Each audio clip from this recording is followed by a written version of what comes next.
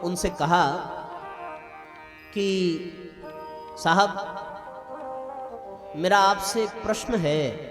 जिस अस्पताल में आप भर्ती हुए हैं, इसमें डॉक्टर भी हैं, नर्स भी हैं, सफाई कर्मी भी हैं, हिसाब किताब रखने वाले भी हैं। ये व्यवस्था अस्पताल वालों ने बनाई है, ये वर्ण व्यवस्था नहीं बनी है संस्कृति के द्वारा।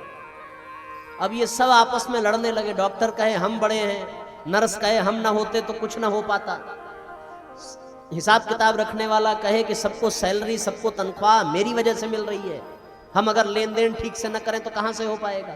सफाई कर्मी कहे कि अरे डॉक्टरों का क्या है, चीरा मार करके चले जाते हैं, बाकी सब साफ सफाई हम करते हैं तब पेशेंट ठीक होता है। अब ये सब आपस में लड़ने लगे तो फिर आप क्या कहेंगे? फिर आप ये हॉस्पिटल ही खत्म कर देंगे, आप हॉस्पिटल ही गिरवा देंगे, या इसमें जो विकृति आई है उसको ठीक करेंगे?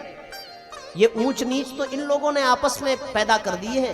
हमारे यहाँ वर्ण व्यवस्था जो सनातन संस्कृति की थी, ये ऊंच नीच के आधार पर नहीं थी, ये कर्मों के आधार पर थी, लोगों के भावनाओं के आधार पर थी। और जिसके जो कर्म थे, उस कर्म की गरिमा और उसकी महिमा के विषय में उनको भली भांति प्रशिक्षित किया जाता था, ताकि वो अपने कर्तव्य को समाज सेवा के भाव से कर सके। अब ब्राह्मण इस अहंकार में हो गया कि सब हमारा ज्ञान पाकर के ही आगे बढ़ रहे हैं, तो फिर इसमें वर्ण व्यवस्था की कमी नहीं है, इसमें कमी है उस ब्राह्मण की जिसने अपने पांडित्य का अभिमान कर लिया।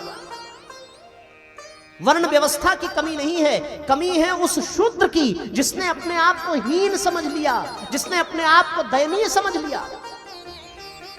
शूद्र को भी अपने स्वाभिमान में रहना चाहिए कि यदि मेरे द्वारा सेवा न होती तो फिर मेरे द्वारा कार्य भी संपन्न न होता।